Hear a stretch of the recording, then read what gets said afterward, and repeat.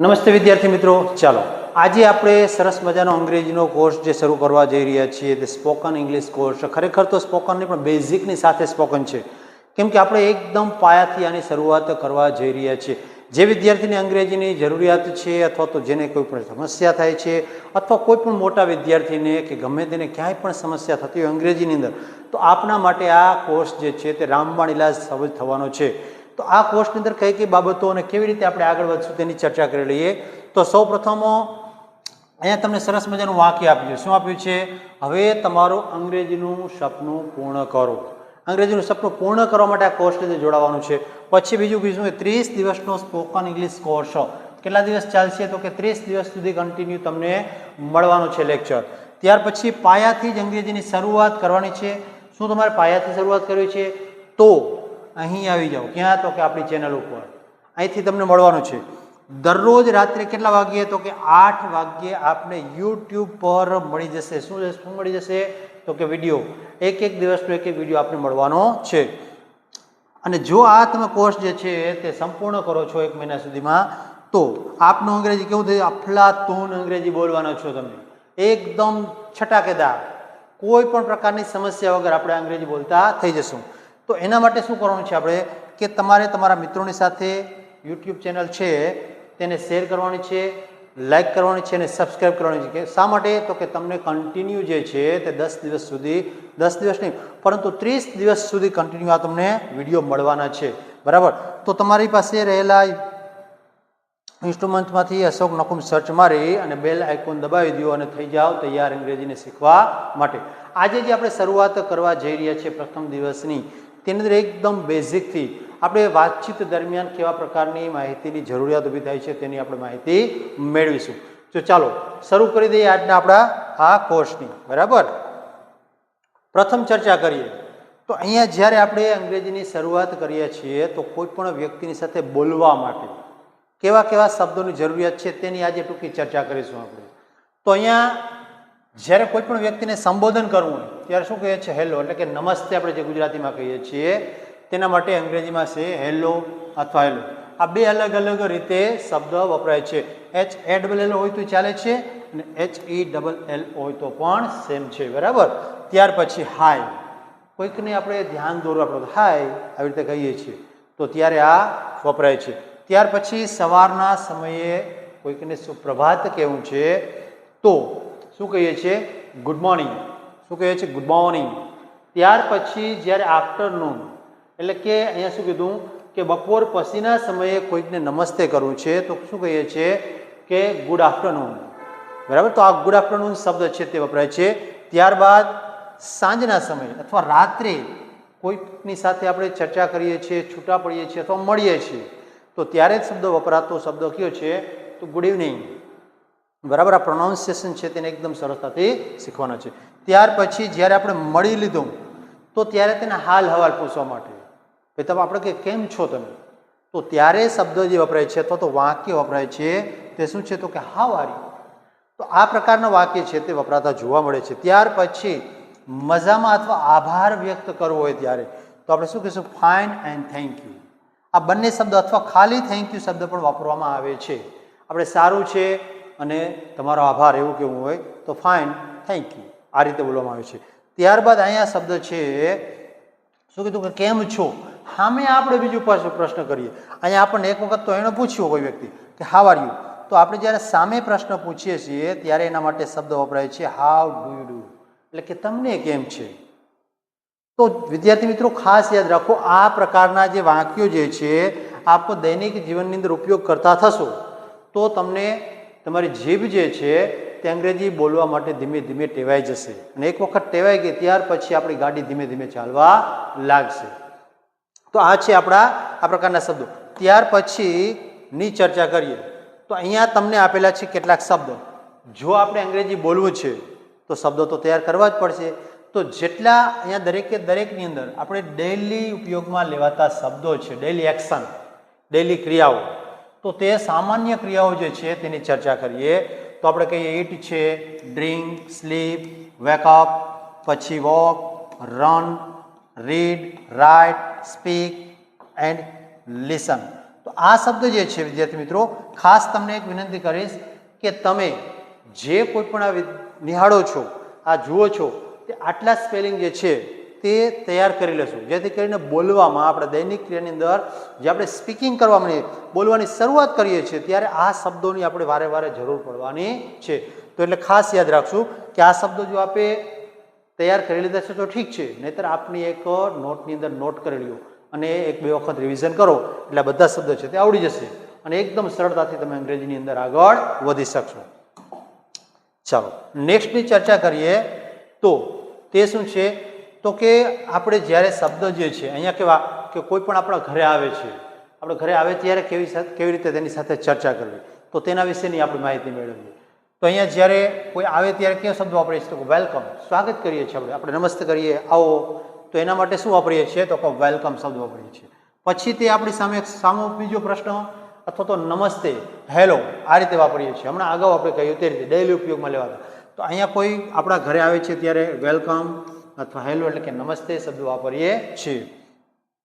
ત્યાર પછી આપણે કહીએ કે ચાલો અંદર પધારો, તો અંદર આવો, ઘરની અંદર આવો, તો શું કીધું કે પ્લીઝ કમ ઇન, એટલે કે મહેરબાની કરીને અંદર આવો. અહીંયા આપણે કીધું અંદર આવો. ત્યાર પછી બેસો, તો કોઈ પણ જ્યારે મહેમાન આવે છે અથવા કોઈ પણ વ્યક્તિ આવે છે તો તેની સાથે આપણે હાવભાવના પ્રતિભાવની સાથે શું કીધું, હેવ અ સીટ, એટલે કે બેસો. કોઈને કેવું હોય કે બેસો તો શું કહીએ, હેવ અ સીટ. ત્યારબાદ અહીંયા શું કીધું છે કે આપણે થોડી ચા પીએ. કોઈ પણ મહેમાન આવે છે ત્યારે આપણે એનું સ્વાગત કરવા માટે અથવા તો તેનું આપણે કહેવાય ને કે સન્માન કરવા માટે આપણે શબ્દ વાપરીએ છીએ લેટ્સ હેવ સમ ટી, ચાલો થોડી ચા પીએ એટલે કે લઈએ. ત્યાર પછી what would you like to have, એટલે કે તમને શું લેવું ગમશે. અહીંયા કોઈકને આપણે પ્રશ્ન પૂછ્યો કે તમે શું લેશો, ચા લેશો કે કોફી, તો જ્યારે આ પ્રકારનો પ્રશ્ન પૂછવાનો હોય છે તો ત્યારે શું આવશે, what would you like to have, એટલે કે તમને શું લેવાનું ફાવશે અથવા તો ગમશે.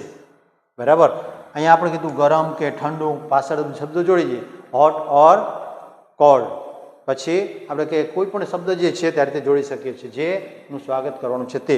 ત્યાર પછી હવે જ્યારે આપણે કોઈકની પાસે જઈએ, કોઈકના ઘરે જઈએ તો ત્યારે તેનો આભાર વ્યક્ત કરવો હોય તો ત્યારે ફરી વખત કયો શબ્દ વપરાય છે, થેન્ક યુ વેરી મચ, તમારો ખૂબ ખૂબ આભાર. તો આપણને આ પ્રકારના શબ્દો જે છે તે બે મિત્રો જે છે અથવા તો કોઈ પણ બે વ્યક્તિ સાથે જોડે બેસી અને આ પ્રકારની ચર્ચા કરશો તો આપની જીભ છે તે ટેવાઈ જશે અંગ્રેજી બોલવા માટે. ચાલો આગળ વધીએ અને તેના પછીની ચર્ચા કરીએ. તો ફરી વખત કેટલાક સ્પેલિંગ છે તેમના રેફર કરું છું. કેના માટેના, તો કે હોમ ઓબ્જેક્ટ્સ, એટલે કે ઘરની અંદર વપરાતા સાધનો.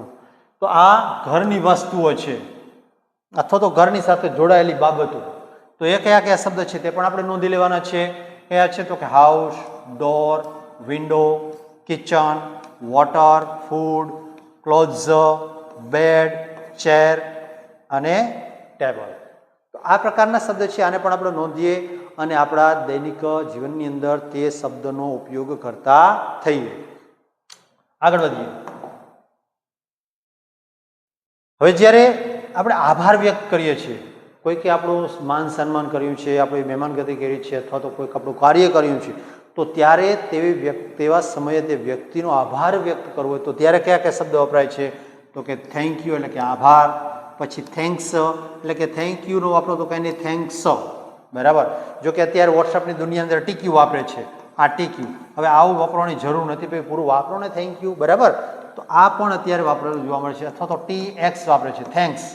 બરાબર. પણ એની જગ્યાએ આપણે પૂરો શબ્દ થેન્ક્સ વાપરવાનો છે. ત્યાર પછી થેન્ક્સ અ લોટ, ખૂબ ખૂબ આભાર. જ્યારે અહીંયા શું કીધું, ખૂબ આભાર અથવા તો ખૂબ ખૂબ આભાર એકદમ વધારે પડતી લાગણીની સાથે વ્યક્ત કરવા માટે વપરાય છે. પછી હાઉ કાઇન્ડ ઓફ યુ, આપની કેટલી મહેરબાની અથવા તો આપ કેવા સરસ છો. જે આપણી સમક્ષ વ્યક્તિએ સરસ મજાનો હાવભાવ વ્યક્ત કર્યો છે તેના માટે આ શબ્દ વપરાય છે. આ પણ આપણે દૈનિક જીવન અંદર ઉપયોગ કરતા થઈએ. ચાલો આગળ વધીએ. ત્યાર પછીના શબ્દો જે છે તે સંબંધ, રિલેશનશિપ.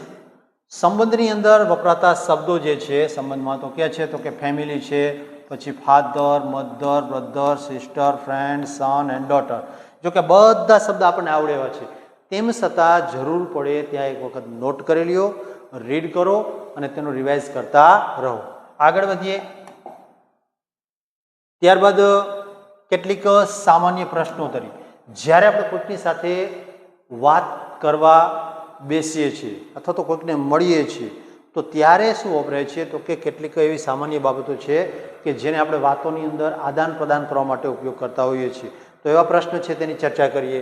તો અહીંયા શું કીધું? What's your name. આપણે પ્રથમ વખત કોઈને મુલાકાત કરીએ તેને નથી જાણતા તો શું કહીએ છીએ? વોટ્સ યોર નેમ, એટલે કે તમારું નામ શું છે. ત્યાર પછી વોટ્સ યોર ફાધર નેમ, તમારા પિતાશ્રીનું નામ શું છે. પછી હાઉ ટોલ યુ આર, આપણે કહીએ તમારી ઊંચાઈ કેટલી છે, કે તમે કેટલા ઊંચા છો, કોઈકની હાઇટ પૂછવી છે ત્યારે. પછી હાઉ ઓલ્ડ આર યુ, એટલે કે તમે તમારી ઉંમર કેટલી થયો, આ પ્રમાણે. પછી વોટ્સ યોર સરનેમ, તમારી સરનેમ અથવા તો તમારું જે અટક જે છે તે શું છે તે જાણવા માટે. પછી વેર ડુ યુ લીવ, એટલે કે તમે ક્યાં રહો છો તેવું દર્શાવવા માટે. પછી વોટ ઇઝ યોર ફાધર, તમારા પિતાશ્રી શું છે, એટલે કે તેનો વ્યવસાય શું છે. ત્યારબાદ વોટ્સ ધ ટાઈમ પ્લીઝ, એટલે કે સમય શું થયો છે, મહેરબાની કરીને કહેશો. તો જ્યારે આપણે કોઈકની સાથે ચર્ચા કરતા હોય ત્યારે આ પ્રકારના શબ્દો જે છે, આ પ્રકારના વાક્યો જે છે તે શું થાય છે તો કે આપણે દૈનિક જીવનમાં વાપરતા જોવા મળીએ છીએ. બરાબર. ચાલો ત્યારબાદ ફરી વખત કેટલાક શબ્દો જે છે તેની ચર્ચા કરીએ. તો અહીંયા ટાઈમ, સમયને ધ્યાનમાં રાખીને વપરાતા શબ્દો. તો એ કયા છે શબ્દો તો કે ટુડે, પછી ટુમોરો છે, યસ્ટરડે, મોર્નિંગ, નાઇટ, ટાઈમ, અવર અને ડે. તો આ સમયને અનુલક્ષીને શબ્દો આપ્યા છે. તો વિદ્યાર્થી મિત્રો આ શબ્દો જે છે તેને વ્યવસ્થિત કરી લેશો જેથી કરીને આપણે હવે પછીનું જે સેશન આવે છે તેની આ શબ્દોનો ઉપયોગ કરતા થઈશું અને તેનો ઉપયોગ કરતા તમને શીખવાડીશ પણ ખરો. ચાલો તો આ છે. ત્યાર પછી આભાર સ્વીકારતી વેળે આપણે કોઈક સ્વાગત કર્યું, બધું કર્યું, આભાર વ્યક્ત કર્યો, પણ આપણે એનો આભાર સ્વીકારવો છે તો તેના માટે કયા કયા શબ્દો વપરાય છે તેની ચર્ચા. તો અહીંયા જુઓ છો નો મેન્શન પ્લીઝ, એટલે કે એમાં શું આપણે કોઈકનો આભાર વ્યક્ત કરીએ, સામેવાળી વ્યક્તિ છે પોતાને કંઈક રજૂઆત કરવા માટે કે એમાં શું થયું, મારું કાર્ય હતું હું કરું છું. તો એના માટે અંગ્રેજીમાં શું શબ્દો વપરાય છે તો કે નો મેન્શન પ્લીઝ, આ રીતે. પછી ધેટ્સ ઓલ રાઇટ, કંઈ વાંધો નહીં, તે બધું બરાબર છે, આવો એનો અર્થ આપણે કરીએ છીએ. તો શું કીધું? કંઈ વાંધો નહીં, તે હશે. પછી યુ આર વેલકમ, તમે આવકાર્ય છો તો તમારું સ્વાગત છે. તો આ અલગ અલગ રીતે આભાર વ્યક્ત કરવા માટે આ 3 લાઈન છે તે વપરાય છે. ચાલો તો વિદ્યાર્થી મિત્રો આ પ્રકારના વાક્યો જે છે તેને જોતા જવાના છે અને માણતા જવાના છે. અને હવે એના પછીના જે કેટલાક શબ્દ જે છે તે શેના માટે છે તો કે અધર યુઝફુલ વર્ડ્સ, કેટલાક ઉપયોગી શબ્દો જે છે તો કયા છે તો કે હેપી એટલે કે ખુશ, સેડ દુઃખ વ્યક્ત ઉદાસ વ્યક્ત, ગુડ એટલે કે સારું, બેડ એટલે ખરાબ, સ્મોલ એટલે નાનું, બિગ એટલે મોટું, પછી ક્લિયર એટલે ચોખ્ખું, ક્લીન એટલે ચોખ્ખું, ડર્ટી એટલે ગંદુ, હોટ એટલે ગરમ, પછી કોલ્ડ એટલે ઠંડુ અને વર્ક એટલે કામ. તો આ શબ્દો જે છે તેને પણ આપણે યાદ રાખી લેશું. ચાલો તો આ હતો આપણો આજનો આ કોર્સ. તો પ્રથમ દિવસને અંતે જે આપણે કંઈ પણ સમસ્યા થાય છે, કોઈ પણ પ્રકારનો પ્રશ્ન થાય છે તો કોમેન્ટ બોક્સની અંદર લખો અને જે તમારે ટોપિક હવે પછી શીખવાની અપેક્ષા છે અથવા તો કઈ જગ્યાએ તમને સમસ્યા થાય છે તે મને પ્રત્યુત્તર આપશો તો ખ્યાલ આવશે કે કઈ રીતે થશે. અને હા, આ કોર્સની અંદર જોડાઈ જાઓ. તમારા 1 માસને અંતે આપના અંગ્રેજીની અંદર ચોક્કસથી ફેરફાર થશે જો, અને વિશ્વાસની સાથે કહી શકું કે તમે અંગ્રેજી બોલશો કેવું તો કે અફલાતૂન. બરાબર. ચાલો, થેન્ક યુ. જય હિન્દ અને જય ભારત.